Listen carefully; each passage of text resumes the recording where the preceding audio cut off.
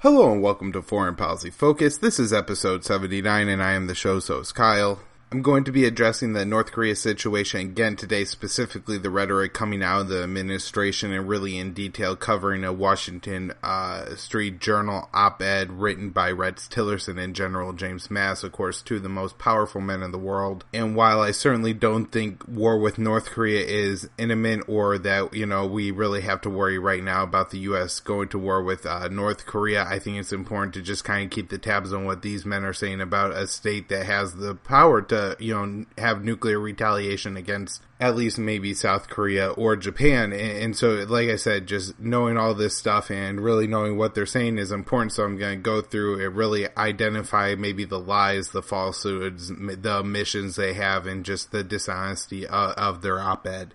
So if that's something that you or anybody may be interested in, please go to either the Facebook page Kyle's Files spelled Files, or go to the website for the podcast, and that is foreignpolicyfocus.libsyn.com, and click the share button from there. Sharing the show does help the show to grow. It makes a difference. Again, people informed about these foreign policy issues. A lot of times people just don't know very much, and so just providing a basic amount of education can be enough to change somebody's minds on these issues. If you look at just an average American, I was watching the Jimmy Kimmel video of it he asked people what they think the United States should do, or if the United States should go to war or may go to war with North Korea, and then ask them to identify North Korea on a map. And we have people pointing at Canada, we have people pointing at the Middle East. I guess those people at least know what the kind of the world they usually want you to be afraid of is Australia, China. You have people pointing at Russia and Europe and Africa. It's really unbelievable. You would think that if you're,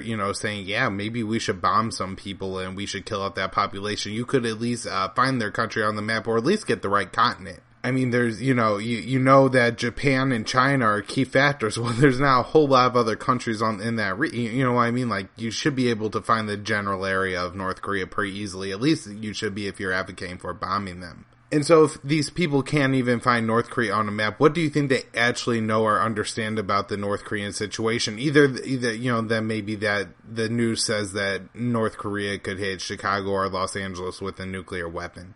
I mean, really, that's kind of the extent to what most people know of it. They don't understand the regime. They don't remember the Korean War, how that started, what's progressed since then. They don't remember the agreed framework. So reminding people of all this stuff is extremely important. And every time I see a video like that, in one sense, I'm discouraged because I'm like, man, it's a tough uphill battle whenever you look at it. In the status quo, when people, just know what they see on the news, their avocation is to bomb the country. However, the good news is that this isn't out of will. It's not like the desire of all American people is to erase the North Korean citizens from the face of the earth. And so I think that in itself is a little bit encouraging. So hopefully spreading the word, getting, news out there. There are a lot of people who do a much better job of it than I am, who really try to spread the non-interventionist message and explain to people, the truth and reality of things and not just the government narrative. So hopefully, you can share my show and those other shows that do that, news sources, whoever. Dub Bandow's always really good on North Korea stuff. So just some stuff to think about as we get into it and the importance of this issue. Outside of the op-ed, some interesting rhetoric that I just like to touch on first, and that is General Dunford saying that we're looking for peace, but military options are on the table. It seems to be that quite a few times the military men seem to be the less hawkish of the group and the much more like, well, we're looking at peace first. A lot of times that their conditions for peace are absolutely unattainable, but they seem to be at least a little bit less hawkish than more some of the civilians like Nikki Haley, Donald Trump, and Mike Pompeo, who said that the U.S. and North Korea are moving closer to nuclear war, but that nuclear war wasn't imminent. And so all of these are definitely concerns that you have coming out of the administration, that they are hawkish. Mattis said that there are some talks going on. I think I covered this last time, and that those talks are making some progress. However, we have, CIA and DIA assessments coming out saying that the North Korea, can militarize nuclear weapons. And I think somebody like Trump could be easily swayed by this whole nuclear weapons point. So it's very concerning. Now to tackle the op-ed itself. For the op-ed, what I thought would be the best way to do this is I'm kind of going to summarize the article paragraph by paragraph and then go through and kind of add, what the mission, lies, falsehoods are, or any praise when it's deserved. So the opening paragraph of this, like I said, Wall Street Journal op-ed, Mattis and Tillerson wrote it, basically just says that North Korea has made threats towards Guam, U.S. allies, conducted ICBM tests, and have done all these aggressive things, and North Korea is responsible for the tensions that we have today. Right out the front, I think we have a pretty good summary of how most American officials at least present the position, and that is always North Korea did all these things wrong, and now we're in a position where we have to do something to react or retaliate against them. Well, I'm not saying that North Korea's hands are clean or that Kim Jong-un isn't responsible in his own part for ramping up tensions between the United States and North Korea. However, the United States has done several things in between the time Trump took office, and now they have heightened tensions with North Korea. We've conducted massive military games, including simulations of the invasion of North Korea right on the border with North Korea. Several times we have tested ICBM missiles in the direction of North Korea. We have flown B-1 nuclear-capable bombers on the border with North Korea. We have sanctioned North Korea and encouraged and at times even seemingly threatened North Korean allies with, retaliation if they do not put on more sanctions against North Korea. We are really trying our hardest to isolate the North Korean regime from the rest of the world. And so not mentioning this is extremely dishonest. Obviously, I'm sure Mattis and Tillerson probably had to sign off on some of these issues. Nikki Haley has been very hawkish on North Korea, and Tillerson or somebody high level in the State Department has to sign off on her statements. So these men are obviously being dishonest by completely omitting America's role in this. In the next paragraph, Tillerson and Mattis go on to say that the Trump administration has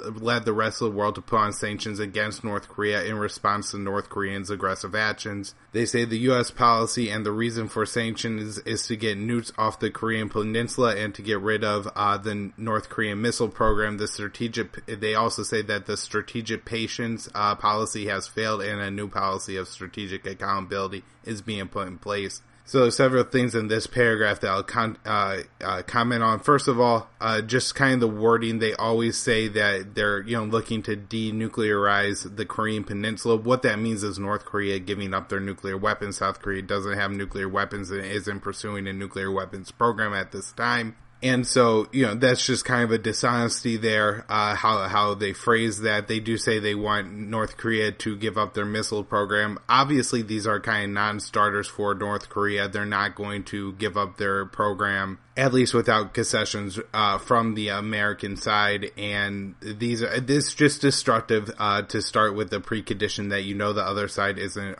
willing to meet. The North Korean side, as I've explained several times, but I'll just do it again briefly, is not willing to give up their nuclear weapons and missile programs because they understand from what they learned from Saddam Hussein and Muammar Gaddafi that when you give up these programs, America then feels free to go in and invade you. Tillerson and Mattis kind of present the sanctions that the world put on North Korea as, being all the result of America, which I think is probably mostly true. But they present it as this is a punishment for the regime, but in reality, this will only be a punishment for the people.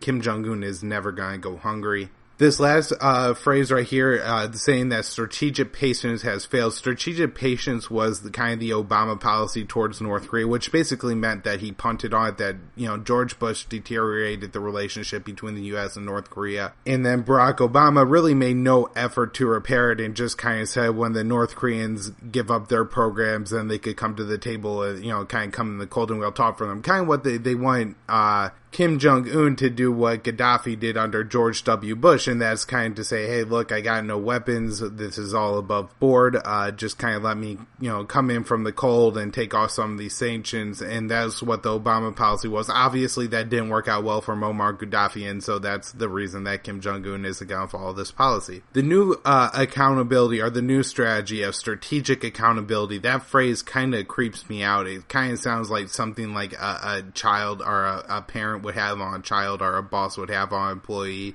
that you have to be accountable for your actions. And of course, people should be accountable for their actions, but strategic accountability seems to be that the United States has the authority to punish North Korea in some way anytime they do something that they should be held accountable for. So any nuclear weapons tests, any ICBM tests, the United States will be able to take some action against North Korea. I think this is kind of like a justification for putting the sanctions on, of course, because it's going to starve a lot of North Korean people, and to say, hey, look, it's the North Koreans' fault, when really, the United States is putting on the sanctions and driving other countries not to give North Koreans food aid. Moving on to the next paragraph, they clarified that the U.S. objective, I guess the U.S. main objective, is no nukes on the Korean Peninsula, and, to clarify and say that the U.S. doesn't want regime change and acknowledge that the people of North Korea are different from the ruler. First off, awesome to see that, there's this acknowledgement that the people of North Korea are not the North Korean regime and the North Korean ruler. A lot of people, including Michael Malice and Dave Smith, have compared North Korea to holding the people there being hostages. Malice has done a lot of work on kind of the Soviet era and what it's like to live under Soviet countries, and kind of explains how the people don't have a choice other than to, tell on each other, because in hopes that you don't get told on. On the, first comment that the U.S. policy is no nuclear weapons, same as above. Obviously, Kim Jong-un is not going to give up his program, at least not with major concessions from the Americans. And I'd just like to add, kind of who are you on the behalf of the United States to say that North Korea has to give up their nuclear weapons? Saying that the United States doesn't want regime change, I'm sure doesn't mean a whole lot to Kim Jong-un. That seems like an empty promise. The U.S. has backed several leaders in the past, including people like Saddam, Assad, and even at a time, bring Gaddafi in from the cold, and then later betrayed them and conducted or attempted to conduct a regime change. The next four paragraphs could kind of be summarized as this. China shares objectives with the United States and North Korea. This is just an assertion by Mattis and Tillerson. They just tell us that, China shares these objectives with the U.S. and North Korea, objectives about to denuclearize the Korean Peninsula. They say that China has the most pull over North Korea. They tell us that it would be beneficial for China to have more pull over North Korea and to get the North Koreans to give up their weapons program and missile program. They say it would be good for China because it will encourage regional stability. It will help China's security and will reduce nuclear proliferation. They say that all other countries, including the UN, agrees with the U.S. on the policy to denuclearize North Korea, and that the world has to take a hard line against North Korea in order to do this. And say that the proof of this is that Russia and China voted for the UN sanctions against North Korea, and they also point out that there's some groups in the Asian community that approve of the sanctions as well. Alright, to kind of start with the falsehoods and lies in this, while Tillerson and Mattis just say that China has the most pull over North Korea, and that would be true, they make it out to be that if China wanted to, they could get North Korea to give out their weapons program, and this is simply untrue. China has placed sanctions on North Korea in the past and even attempted to prevent North Korea from being able to get nuclear weapons in the first place. However, North Korea will defy China on this, and China will, put on harder sanctions or whatever. And we've been able to see, even though China has scaled down trade and put on sanctions, it hasn't resulted in North Korea giving up any tests, as to now, and China has really almost all the way reduced all their ties with North Korea. There's, Tillerson and Madison also don't realize that North Korea is apparently facing another drought, possibly as bad as the drought in 2001 that starved possibly hundreds of thousands to death, and North Korea is facing that again. And so additional sanctions put on North Korea could lead to another round of mass starvation, and I don't think China wants a refugee crisis on their hands. And so that definitely also wouldn't help regional stability. Mass starvations typically do not add to regional stability. North Korea has taken steps throughout the history of the country to distance itself from China, including with the founder of North Korea, Kim Jong-un, actually, or it might be Kim Un-soon, having North Koreans adopt the Korean language and kind of killing off the Chinese language in North Korea. They have also killed off pro-China groups throughout the history of North Korea, and groups that just want to move North Korea closer to China. And Kim Jong-un also executed his uncle in 2013. Of course, that was a reported brutal execution, feeding him to dogs. And Kim Jong-un's uncle was apparently the one the UN administration closest to China. Internally in China, there's a lack of the will of the people to, I guess, starve out the North Korean people. The people of China, in a way, at times see themselves as a protectorate of North Korea. This goes back to the North Korean War. The Chinese people feel like they won the North Korean War for the North Koreans and kind of stuck it to the Americans on that one. So I think moving away from the North Korean regime is seen maybe as a concession to Americans and against Chinese nationalism, something that people in the Trump administration should obviously be able to at least sympathize with. I mean, Tillerson and Mattis have to at least have some understanding that this is how Donald Trump got elected in the first place, was off of American nationalism. Also, China does not want to risk the fall of the North Korean state if there's enough North Korean civilians starving if conditions get bad enough in North Korea with more and more sanctions. That doesn't mean that the regime can't fall.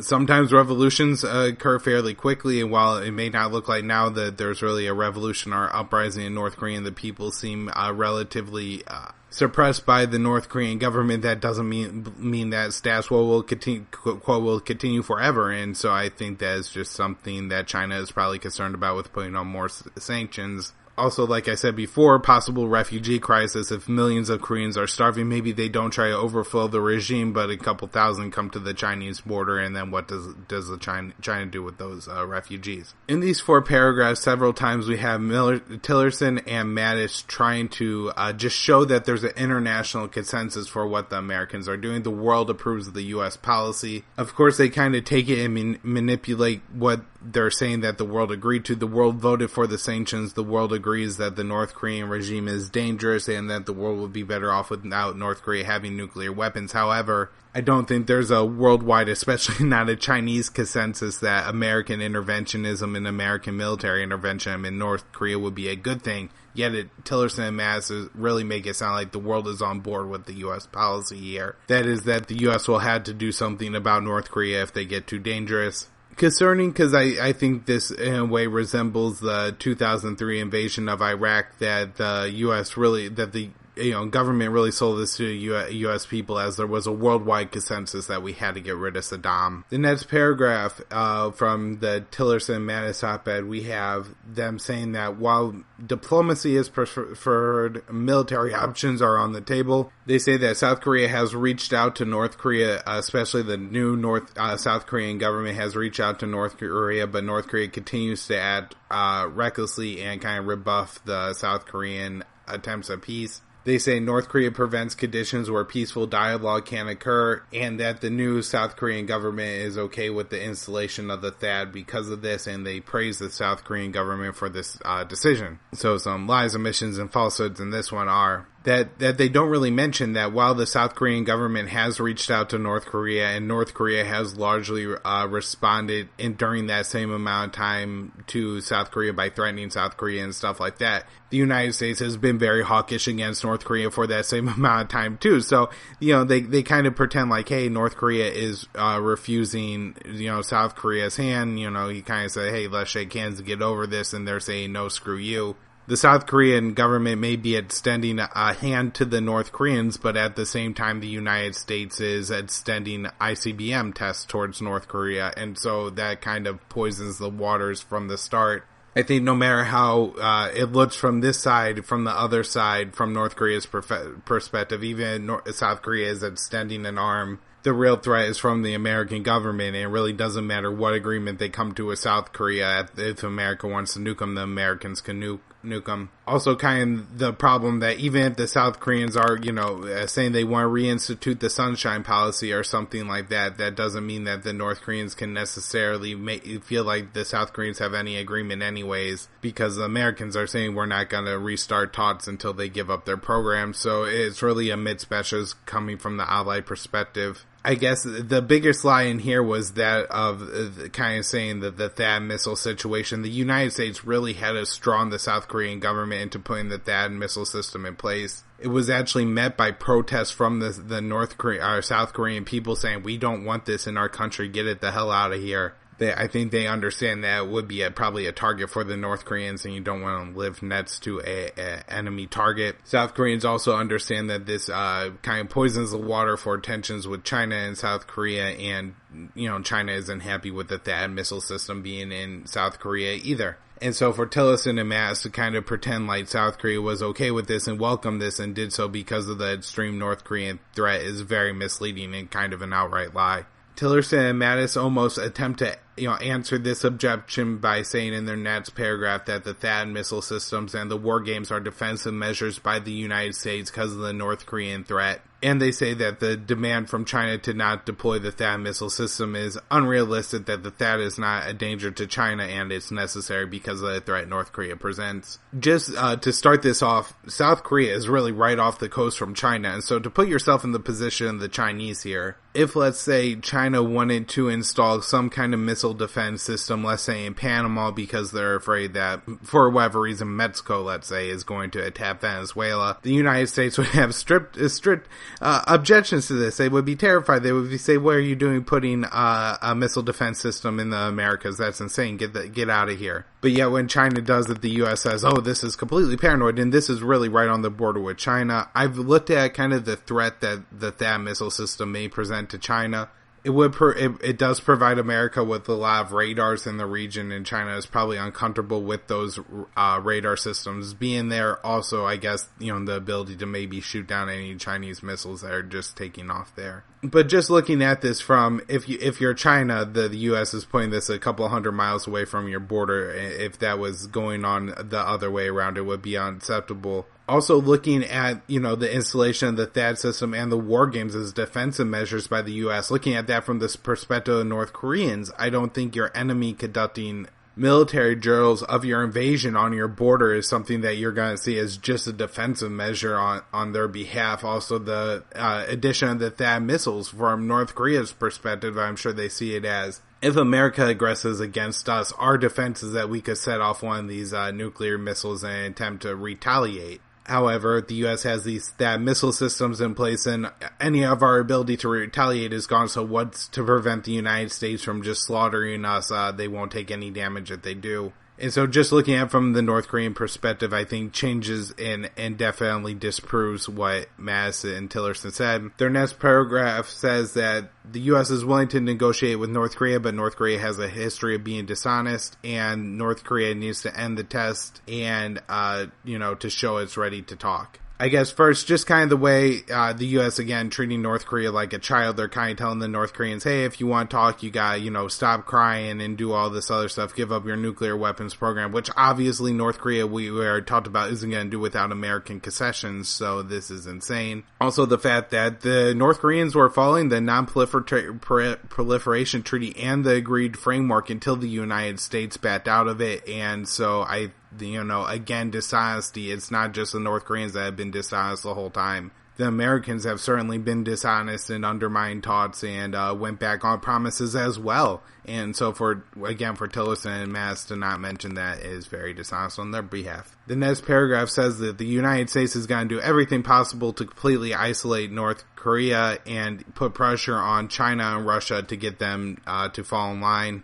Isolation doesn't lead to results. If we look at the different what's happened to the Soviet countries since World War II, we still have both Cuba and North Korea in existence, but China really isn't communist anymore. The USSR has fallen. Even now, the Venezuelan Socialist Society hasn't even lasted for that long. That's falling. But when you isolate the country, when you kind of make it us versus them contest, the people always will, I guess, follow the communist regime and fall in line there, and so isolation just doesn't net results. Mattis and Tillerson have to be able to look at history and know that, their isolation of North Korea isn't going to get the North Koreans to come to the table.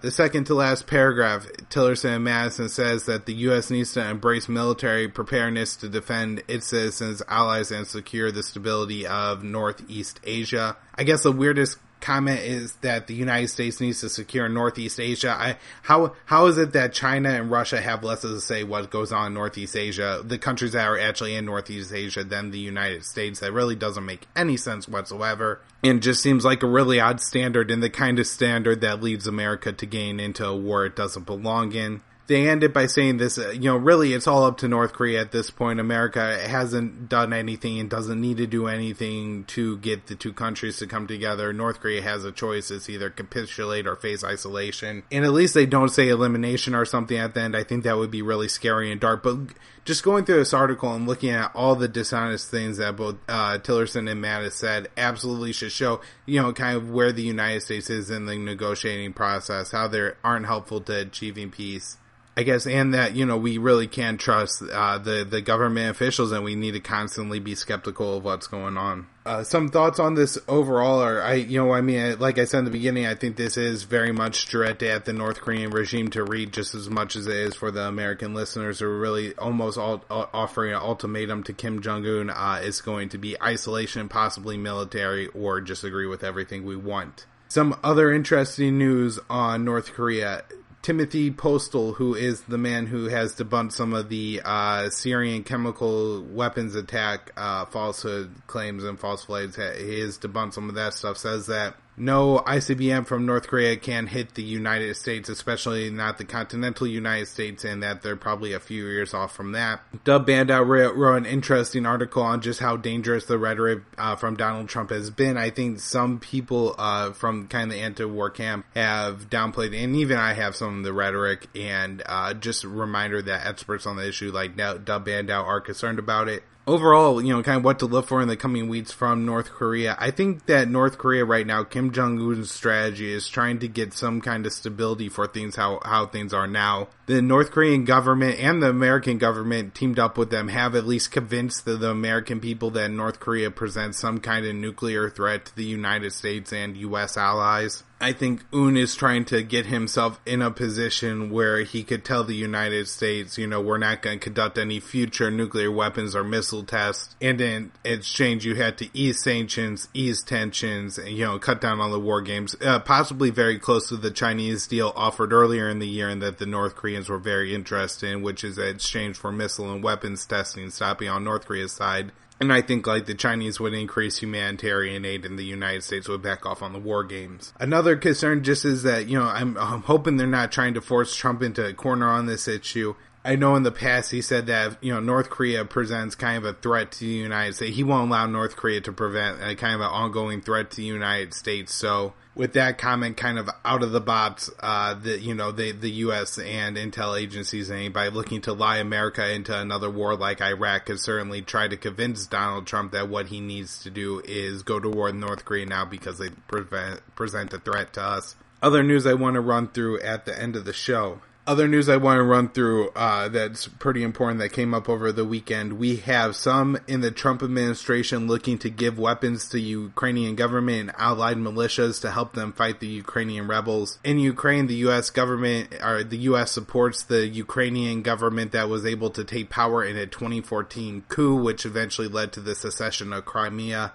In East Ukraine, we have a large number of Ukrainian rebels fighting against this government. They do not want to be ruled by a pro-Western government that currently exists in the country's capital of Kiev and would like to either form their own country or join the Russian Federation. The Russians, for their part, have denied these people the ability to join the Russian Federation like they allowed the Crimeans to. The Russians seem to have provided at least some amount of support to the Ukrainian rebels. The problem with the U.S. arming the pro-government rebels, other than pro-government forces, other than inflaming tensions with Russia, there are significant amounts of Nazi militias supporting the government, and arming or helping them fight obviously would be a bad thing because who wants to help a bunch of Nazis? We had F-18 crash landing in Bahrain, but the pilot being able to jet from the plane. It looks like, this was probably part of some Middle East mission, and it was trying to land on the aircraft carrier, had an engine malfunction, ended up at, I think, a civilian airport. We have 60 infants dead over a 5-day period at Indian hospital due to lack of oxygen, waiting on more information about that story. Doctors Without Borders will cease rescue operations in Libyan waters because of threats made by the Libyan Coast Guard. The Libyan Coast Guard has been working with the Italian Coast Guard to try to cut down on the amount of refugees leaving the country by threatening international aid ships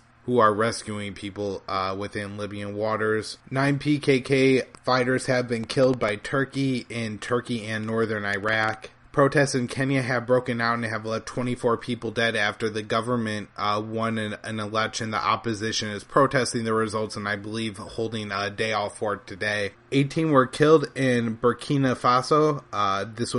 They were killed at a Turkish restaurant by Islamists. I think, this was an attempt to target Westerners or at least Turkish people. 3 aid workers were killed by a government in the Ghor province of Afghanistan. Nobody has claimed responsibility, but both the Taliban and ISIS are very active in this region. The U.S. killed 16 civilians in Afghanistan. The U.S. is denying they killed these civilians. The civilians were fleeing ISIS and were mostly women and children. Popular Mobilization Forces, which is Shia militias in Iraq, will be involved in the Telfar battle. They were not involved in the battle for Mosul. The Syrian government continues to make gains in central Syria, taking a lot of territory from ISIS. Hezbollah is trying to push the Lebanese government to in some way normalize relations with Syria. They think this will be help economically, help fighting ISIS, and help return refugees to Syria. I think part of the reason that Hezbollah is pushing for this is they don't want the Syrian refugees in Lebanon to stay because most of them are Sunni refugees. The UN rejected a Saudi proposal to have the UN run the airport in Sana'a. U.S. officials say that the warring parties in Yemen need to work out how to get humanitarian aid into the country. I think this just goes to show how worthless that the UN is. UK officials just said that the outbreak of cholera in Yemen is on verge of absolute catastrophe. Unless Western money starts pouring in, they're pretty much screwed. And Trump is thinking about more intervention in Venezuela, and that could only be a bad thing. Alright, that'll do it for the show today. I know this was a little bit of a longer show, but I hope everybody made it to the end. Will Porter will be on the next show, Foreign Policy Focus, episode 80, to talk about the Russiagate narrative. I have addressed it in the past hour. Will addresses all the current claims from the Russiagate. If you like the show, go to the show's website, foreignpolicyfocus.libsyn.com, and share the show from there. My personal website is kylesfilesblog.com. The Facebook page is Kyle's Files. The private Facebook group is Foreign Policy Focus. And you can find my daily news roundups on the blog at thelibertarianinstitute.org.